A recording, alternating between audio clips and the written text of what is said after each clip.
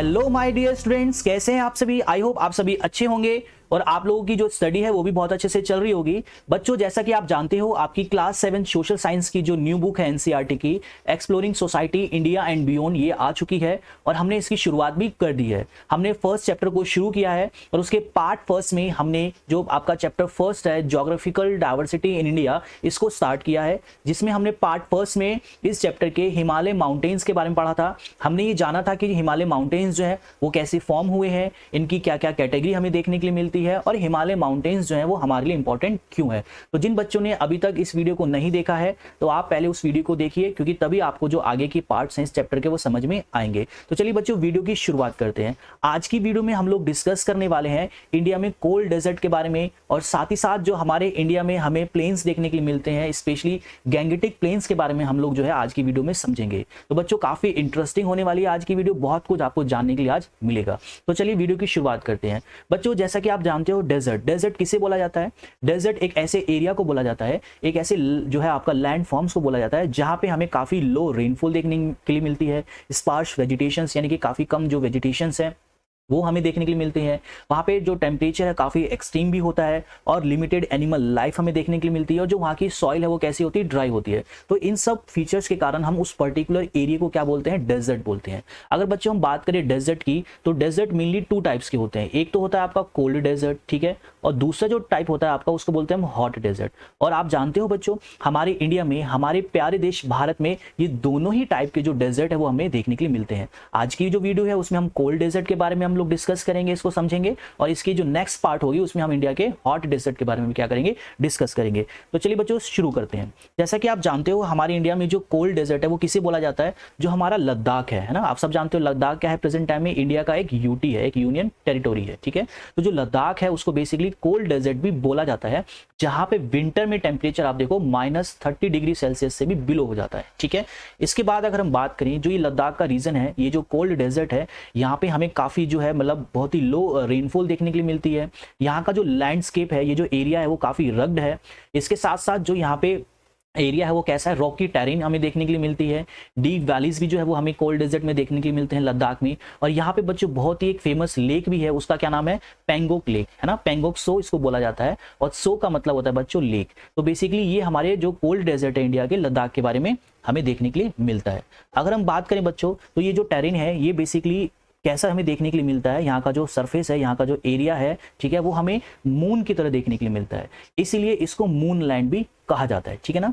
अगर हो सकता है आपके एग्जाम में क्वेश्चन आए कि बताओ जो है मून लैंड किसे बोला जाता है, तो बेसिकली जो मून लैंड है इंडिया में वो लद्दाख को बोला जाता है। क्यों बोला जाता है? क्योंकि लद्दाख का जो टेरेन है वो बेसिकली हमें मून लैंड, अगर आप मून के सरफेस को देखोगे, आप अपनी पिक्चर में देख सकते हो, ठीक है, अपनी स्क्रीन पर, तो जो मून का सरफेस है वहाँ का जो लैंड है वो कुछ हमें लद्दाख का जो लैंड है वो उससे सिमिलर देखने के लिए मिलता है। तो इसलिए लद्दाख को बेसिकली मून लैंड भी कहा जाता है, ठीक है। बच्चों, अगर हम बात करें इंडिया के बारे में, तो जो हमारा जो ये आपका कोल्ड डेजर्ट है, ठीक है, इसका जो फॉर्मेशन हुआ है इसके बारे में जियोलॉजिस्ट ने भी बताया है, एक्सप्लेन किया है कि ये कैसे फॉर्म हुआ है। अब जियोलॉजिस्ट किसे बोलते हैं? जियोलॉजिस्ट बेसिकली उन स्कॉलर को बोलते हैं जो कि हमारी अर्थ के बारे में क्या करते हैं, स्टडी करते हैं। तो इन्होंने बताया है कि जो लद्दाख हमारा है वो कैसे बना है। इससे पिछली वीडियो में हमने देखा था कि जो हमारे माउंटेन्स है ना वो कैसे बनी है। आप सब जानते हो कि जो हमारी इंडियन प्लेट थी, जब वो धीरे धीरे नॉर्थ की तरफ शिफ्ट कर रही थी, तो वहां पे वो यूरेशियन प्लेट से क्या हुई, टकराई, और यूरेशियन प्लेट के टकराने से क्या हुआ कि वो जो प्लेट है वो क्या हो गई, फोल्ड हो गई, मुड़ गई, और उस फोल्ड होने से ही जो है वो हिमालय माउंटेन्स का क्या हुआ, फॉर्मेशन हुआ। ये हमने अपनी पिछली वीडियो में देखा था।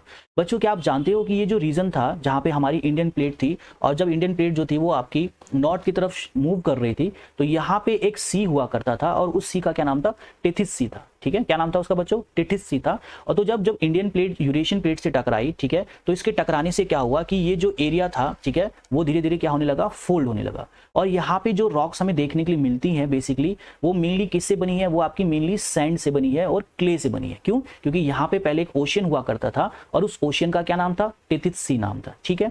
अगर हम बात करें इस रीजन की, तो यहाँ पे ओवर द टाइम जो विंड है, जो रेन है, उसने इस माउंटेन को क्या कर दिया, इरोड कर दिया। इरोड का मतलब बच्चों क्या होता है, इरोड का मतलब होता है तोड़ना फोड़ना। बेसिकली ये वेदरिंग में आता है। जब आप आगे की क्लास में फर्दर जाएंगे तो ज्योग्राफी में आप पढ़ेंगे कि जो हमारे नेचुरल जो फैक्टर्स हैं, जैसे कि आपका सनलाइट हो गया, उसके कारण हीट हो गई, विंड हो गया, रेन हो गया, वाटर हो गया, रिवर्स हो गई, तो ये मेनली नेचुरल फैक्टर्स हैं जो मिलके हमारी रॉक्स को क्या करती हैं, तोड़ती हैं, फोड़ती हैं। तो इसी को बोलते हैं बच्चों आपका इरोजन, ठीक है, इसी को बोलते हैं इरोडेड। तो जो हमारा ये माउंटेन है वो विंड के कारण और रेन के कारण क्या हो गया, इरोडेड हो गया, और जो प्रेजेंट टाइम में हम शेप देख रहे हैं लद्दाख में वो ऐसे बना है, ठीक है। तो इस तरह से जो हमारा लद्दाख है वो बेसिकली उसका क्या हुआ है, फॉर्मेशन हुआ है।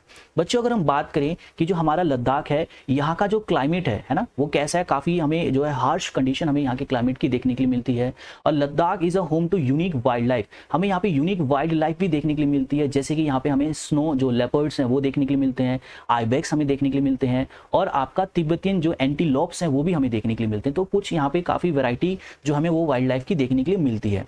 अगर हम बात करें लद्दाख की, तो आपने कई सारी मूवीज में कई सारे आपने देखा भी होगा, एंड आई होप मेरे कई सारे स्टूडेंट्स हैं वो लद्दाख भी घूमने गए होंगे। अगर नहीं गए हैं तो कोशिश जरूर कीजिएगा कि आप लद्दाख घूमने जरूर जाएं।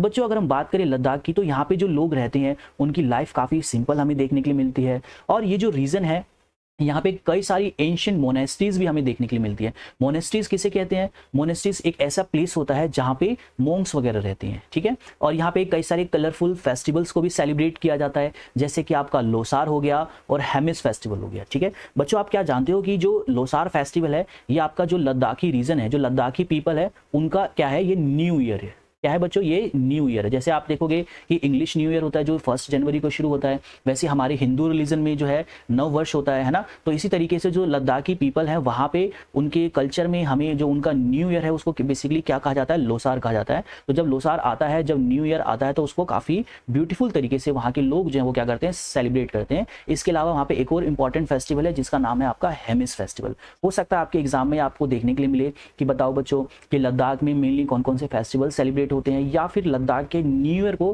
किस फेस्टिवल के नाम से जाना जाता है, ठीक है। तो इस बात को आपको ध्यान में रखना है, ठीक है। अब बच्चों ये तो था लद्दाख के बारे में। अब हम हमारे नेक्स्ट पार्ट के बारे में डिस्कस करने वाले हैं, जो कि आपका गैंगेटिक प्लेन्स। अब गैंगेटिक प्लेन्स, अब ये क्या होता है, सबसे पहले आप ये समझो प्लेन्स किसे बोलते हैं। प्लेन्स बेसिकली एक ऐसे सरफेस एरिया को बोलते हैं जो कि क्या होता है, फ्लैट होता है, जहाँ पे हमें मेनली जो आपका हिल्स हैं या माउंटेन्स हैं, इस तरीके के उबड़ खाबड़ ये चीज़ें हमें देखने के लिए नहीं मिलती हैं। एक फ्लैट सरफेस एरिया को बेसिकली क्या बोला जाता है बच्चों, प्लेन्स बोला जाता है। अब ये जो प्लेन्स हैं वो मेनली बने किससे हैं, वो हमारी जो गंगा रिवर है और गंगा की जो ट्रिब्यूटरी रिवर्स हैं उसके द्वारा प्लेन्स का क्या हुआ है, फॉर्मेशन हुआ है।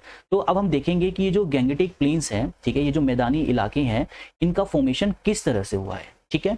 अगर हम बात करें बच्चों गैंगेटिक प्लेन्स की, तो ये जो हमारी हिमालय से निकलने वाली जो रिवर्स हैं, कौन कौन सी, अगर हम बात करें मेनली तो गंगा और उसकी जो ट्रिब्यूटरीज रिवर्स है, ट्रिब्यूटरीज रिवर्स उन्हें बोला जाता है जो मेन रिवर की हेल्पिंग रिवर्स होती है, असिस्टेंट रिवर होती है, ठीक है। जैसे कि गंगा की जो मेन ट्रिब्यूटरीज हैं वो कौन कौन सी है, वो है आपकी यमुना, घाघरा, ठीक है, कोसी, ठीक है। तो ये जो आपकी रिवर्स हैं जो हिमालय से निकलती हैं, तो ये माउंटेन से होकर क्या करती है बच्चों, फ्लो करती है ना। माउंटेन से निकलती है, आपको सबको पता है ग्लेशियर से निकलती हैं। तो जब ये माउंटेन से होकर निकलती हैं तो ये काफ़ी स्पीड में फ्लो होती है, जिसके कारण जो माउंटेन है उसको ये तोड़ देती है, उसको फोड़ देती हैं, और वो बेसिकली किस में कन्वर्ट कर देती है, धीरे धीरे आपका सैंड हो गया, स्लिट हो गया, क्ले हो गया, और जो हमारे स्मॉल स्टोन्स होते हैं, पेबल्स होते हैं, ये उसमें उसको कन्वर्ट कर देती है माउंटेन्स की रॉक्स को, ठीक है। उसके बाद जो है जब ये धीरे धीरे क्या होता है, जैसे कि सपोज ये आपका माउंटेन है और यहाँ से रिवर आपकी निकल रही है ग्लेशियर से, तो यहाँ पे रिवर्स की जो स्पीड है बच्चों काफ़ी ज़्यादा होती है। लेकिन जब वो धीरे धीरे आपका माउंटेन्स के लोअर रीजन में, जो कि थोड़ा फ्लैट रीजन होता है, वहाँ पे जब ये फ्लो करती है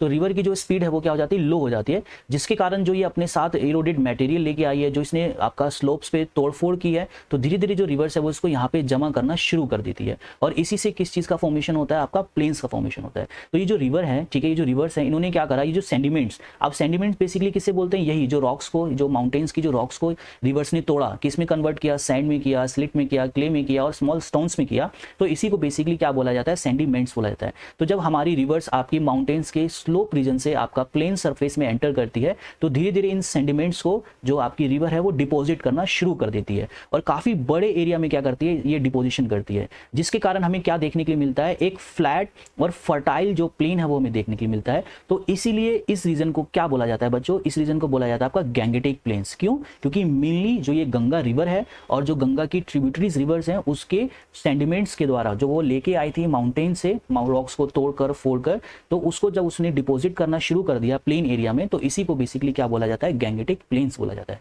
बच्चों ये जो आपका गैंगेटिक प्लेन्स बना है, ये ऐसा नहीं कि कोई 100-200 साल, 1000 साल, ठीक है, 5000 साल, ये आपका over the millions of years में बना है, लाखों करोड़ों साल जो है वो इसको बनने में लगे हैं, ठीक है। अगर आप सॉइल को ध्यान से देखोगे तो सॉइल क्या है, बेसिकली सॉइल आपका एक fine small particle of the rocks है ना। अगर आप उसको माइक्रोस्कोप के हेल्प से देखोगे तो सॉइल बेसिकली क्या है, ये हमारी जो रॉक्स हैं उसका बहुत ही स्मॉल और फाइन पार्टिकल है। अगर आप जैसे सपोज मिक्सी में कुछ चीज डाल देती हो, मिक्सी को चलाते हो, तो मिक्सी उसको एकदम फाइन पार्टिकल में क्या करती थी, कन्वर्ट कर देती थी। तो सिमिलरली हमारा नेचर भी एक तरीके से जो है वो जो वेदरिंग होती है वो मिक्सी का काम करती है, जो हमारे रॉक्स को तोड़ फोड़ कर उसको बहुत ही स्मॉल और फाइन पार्टिकल में कन्वर्ट कर देती है और धीरे धीरे ये इसको डिपॉजिट कर देती है। और इसी तरह से जो वो हमारे प्लेन्स का क्या होता है बच्चों, फॉर्मेशन होता है, ठीक है। एंड आई होप अब आप समझ गए होंगे जो हमारे प्लेन्स बने हैं वो किस तरह से बने हैं। अगर हम बात करें जो हमारा आपका गैंगेटिक प्लेन्स है, ये हिमालय माउंटेन जो आपका लोअर हिमालय है, सबसे निचले वाला हिस्सा, तो हिमालय माउंटेन जो आपका नॉर्थ में है वहां से लेके आपका विंध्याचल माउंटेन है ना, इसके बारे में भी आपको मैं मैप में दिखाता हूं, साउथ में इस दोनों माउंटेन्स के बीच में हमें जो प्लेन्स है वो देखने के लिए मिलते हैं। और ये आपका पंजाब से लेके जो हमारा वेस्टर्न साइड में है, वहां से पंजाब से लेके हमारा ईस्टर्न साइड में बंगाल तक में हमें ये जो प्लेन्स है वो देखने के लिए मिलते हैं। बच्चों आप इस मैप में देख सकते हो, ये देखो जो हमारा गैंगेटिक प्लेन्स है इसको नॉर्दर्न प्लेन्स भी बोला जाता है, जो हमारी गंगा और उसकी ट्रिब्यूटरी रिवर से मिलकर बना है। तो ये आप देख रहे हो ना, यहाँ पे क्या है आपका, यहाँ पे आपका हिमालय माउंटेन, और ये जो मध्य प्रदेश देख रहे हो यहाँ पे विंध्याचल माउंटेन हमें देखने के लिए मिलता है। तो इन दोनों के बीच का रीजन, और इधर आपका पंजाब से लेके वेस्ट से लेके आप देखो ये पूरा जो रीजन है जहाँ पे आप ये देख रहे हो, और आपका इधर वेस्ट बंगाल तक, ठीक है। इधर ब्रह्मपुत्र रिवर्स के द्वारा भी कुछ प्लेन्स हमें देखने के लिए मिलते हैं, ठीक है ना। तो ये जो पूरा रीजन आप देख रहे हो यही आपका क्या है, इसको हम नॉर्दर्न प्लेन्स भी बोलते हैं, और साथ ही साथ इसको हम बेसिकली गैंगेटिक प्लेन्स भी बोलते हैं, ठीक है। एंड आई होप आपको समझ में आ गया होगा। बच्चों बात करते हैं जो हमारी ये गैंगेटिक प्लेन्स है ये हमारे लिए इंपॉर्टेंट क्यों है, ठीक है। अगर हम बात करें जो ये प्लेन्स है वो हमारे लिए बहुत ही इंपॉर्टेंट है कई सारे पॉइंट ऑफ व्यू से। सबसे पहला जो आपका पॉइंट ऑफ व्यू है वो है आपका बच्चों एग्रीकल्चर। जो ये गैंगेटिक प्लेन्स है अगर आप देखो इस मैप में, तो ये जो रीजन बच्चों आप देख रहे हो यहाँ पे आपको पता है सबसे ज्यादा मेनली एग्रीकल्चर हमें देखने के लिए मिलता है। आपका पंजाब, हरियाणा, उत्तर प्रदेश, बिहार, ये वाला जो मेनली रीजन है यहाँ पे सबसे ज्यादा जो है हाईली डेंसली हमें एग्रीकल्चर देखने के लिए मिलता है, ठीक है। क्यों मिलता है, क्योंकि ये जो प्लेन है वो बहुत ही ज्यादा क्या है बच्चों, फर्टाइल है, और फर्टाइल होने के कारण, फर्टाइल लैंड होने के कारण यहाँ पे जो एग्रीकल्चर है वो काफी सुटेबल है ना। यहाँ का क्लाइमेट और कई सारे फैक्टर्स मेनली रिस्पॉन्सिबल है यहाँ पे एग्रीकल्चर के लिए, जो कि हम अभी वीडियो में देखने वाले हैं। तो अगर हम बात करें गैंगेटिक प्लेन्स की, तो सबसे पहला और इम्पॉर्टेंट जो फीचर है वो क्या है, ये एग्रीकल्चर के पॉइंट ऑफ व्यू से काफ़ी इंपॉर्टेंट है। यहाँ पे आपको एक्सट्रीमली फर्टाइल, जिसे हम एल्यूवियल सॉइल भी बोलते हैं। एल्यूवियल का मतलब ही बेसिकली क्या है कि जो हमारी रिवर्स हैं जो वो आपका सेंडिमेंट्स लेके आई हैं, जो इरोडेड मटेरियल्स जो है वो आपका माउंटेन से लेके आई हैं, और उसके फॉर्मेशन जो सॉइल बनी है उसको एल्यूवियल सॉइल बोला जाता है, ठीक है ना। तो ये जो आपका गैंगेटिक प्लेन्स है यहाँ पे किस टाइप की सॉइल हमें मेनली देखने के लिए मिलती है, मेनली जो सॉइल है वो हमें एल्यूवियल सॉइल देखने के लिए मिलती है, जो कि एक्सट्रीमली क्या है, फर्टाइल सॉइल है, जिसके कारण यहाँ पे हम डिफरेंट टाइप्स ऑफ क्रॉप्स जैसे कि आपका राइस हो गया, व्हीट हो गया, शुगर केन हो गया, पल्सेज हो गया, एंड मैनी मोर हम different types of crops we can grow in this area, ठीक है ना। मेनली आपका जो गैंगेटिक प्लेन्स है तो एग्रीकल्चर के पॉइंट ऑफ व्यू से काफ़ी इंपॉर्टेंट है। अब बच्चों बेसिकली जब यहाँ पे एग्रीकल्चर बहुत ज़्यादा हमें देखने के लिए मिलती है तो इसलिए ये एक मेनली फैक्टर हो जाता है कि यहाँ पे पॉपुलेशन भी हमें ज़्यादा देखने के लिए मिलती है ना, क्योंकि लोगों को फूड अवेलेबल है, और जब जहाँ पे लोगों को फूड अवेलेबल होगा तो वहाँ पे पॉपुलेशन भी हमें देखने के लिए मिलेगी। तो it is the one of the most important reason for the densely population in this region. अगर हम बात करें हमारी इंडिया की, तो हमारे इंडिया में जो सबसे ज़्यादा पॉपुलेशन देखने के लिए मिलती है वो आपके गैंगेटिक प्लेन्स में देखने के लिए मिलती है। क्यों देखने के लिए मिलती है, अभी मैंने आपको बताया, क्योंकि यहाँ पे एग्रीकल्चर मेनली होता है, और कई सारी सिटीज़ जो है वो भी हमें यहाँ पे देखने के लिए मिलती है, जैसे आपका दिल्ली हो गया, लखनऊ हो गया, पटना हो गया, कोलकाता हो गया। तो काफ़ी बड़े बड़े जो शहर हैं, जो सिटीज़ हैं, वो भी हमें यहाँ पे देखने के लिए मिलती हैं बच्चों। अगर हम बात करें नेक्स्ट इंपॉर्टेंट फीचर की हमारे गैंगेटिक प्लेन्स की, तो ये जो है रीजन वो कार्डल ऑफ द एंशिएंट सिविलाइजेशन भी रहा है। मतलब कि इस रीजन में आपने अपनी 6th क्लास की जो एनसीईआरटी थी सोशल साइंस की, उसमें पढ़ा होगा कि ओवर द टाइम पीरियड यहाँ पे कई सारी जो सिविलाइजेशन है, एंशिएंट जो सिविलाइजेशन है वो क्या हुई है, डेवलप हुई है। जैसे कि आपका मगध एम्पायर के बारे में आपने पढ़ा होगा, काशी, ठीक है, प्रयाग, तो कई सारी जो इंपॉर्टेंट सिटीज़ हैं यहाँ पे ओवर द ईयर डेवलप हुई हैं। कई सारी इंपॉर्टेंट जो सिविलाइजेशन है वो भी हमें यहाँ पे देखने के लिए मिली है, ठीक है। अब बच्चों इसके साथ साथ ये जो रीजन है अबंडेंट वाटर रिसोर्सेज के पॉइंट ऑफ व्यू से भी काफ़ी ज़्यादा क्या है, इंपॉर्टेंट है। मतलब क्योंकि मेनली ये जो रीजन है वो आपका गंगा जो उसकी ट्रिब्यूटरी रिवर्स है उसके सेडिमेंट्स के फॉर्मेशन से बना है, ठीक है। और ये जो रिवर्स है वो भी इस रीजन में क्या करते हैं, फ्लो करती हैं, जिससे यहाँ पे जो एग्रीकल्चर है वो भी हो पाता है। क्यों हो पाता है? क्योंकि एग्रीकल्चर के लिए क्या चाहिए, एक तो फर्टाइल सॉइल चाहिए, और दूसरा जो इंपॉर्टेंट फैक्टर होता है वो होता है आपका इरिगेशन, यानी कि वाटर चाहिए, है ना। तो ये वाटर कहाँ से अवेलेबल होता है, जो आपकी रिवर्स हैं उससे अवेलेबल होता है, जिसके कारण यहाँ पे हमें मेनली एग्रीकल्चर देखने के लिए मिलता है, क्योंकि यहाँ पे इरिगेशन के लिए वाटर अवेलेबल हो जाता है। ड्रिंकिंग वाटर, आपको पता है जो रिवर है वो ड्रिंकिंग वाटर के लिए बहुत इंपॉर्टेंट है, और साथ ही साथ जो ट्रांसपोर्टेशन है वो भी हमें ईजी है, जो वाटर ट्रांसपोर्टेशन है वो उसके लिए भी काफ़ी इंपॉर्टेंट और सुटेबल जो है वो रीज़न हमें देखने के लिए मिलता है। तो ये भी एक इंपॉर्टेंट फीचर है इसका बच्चों। इसके बाद अगर हम बात करें तो ये रीजन जो है वो ecological importance, ecological point of view से भी काफ़ी इंपॉर्टेंट है। इस रीजन में हमें वेटलैंड्स देखने के लिए मिलती हैं, मैनग्रोव्स देखने के लिए मिलता है, और काफ़ी जो रिच बायोडाइवर्सिटी है बच्चों वो भी हमें फ्लोरा एंड फाउना के इस रीजन में हमें देखने के लिए मिलती है, जो कि मेनली बहुत इंपॉर्टेंट रोल प्ले करती है इन दी मेंटेनिंग ऑफ इकोलॉजिकल बैलेंस, ठीक है। तो इकोलॉजिकल जो बैलेंस है, जो पर्यावरण का जो संतुलन है, उसको मेंटेन करने में भी ये रीजन काफ़ी इंपॉर्टेंट है, क्योंकि यहाँ पे rich biodiversity of flora and fauna mainly हमें देखने के लिए मिलती है, ठीक है बच्चों। तो इस तरह से आज की वीडियो में हम लोगों ने क्या देखा कि जो इंडिया में जो कोल्ड डेजर्ट है वो किसे कहा जाता है, लद्दाख को कहा जाता है। और बेसिकली जो कोल्ड डेजर्ट है उसका फॉर्मेशन कैसे हुआ। कोल्ड डेजर्ट को मूनलैंड भी बोला जाता है, लद्दाख को मूनलैंड भी बोला जाता है, क्योंकि वो आपका मून के सरफेस की तरह हमें देखने के लिए मिलता है।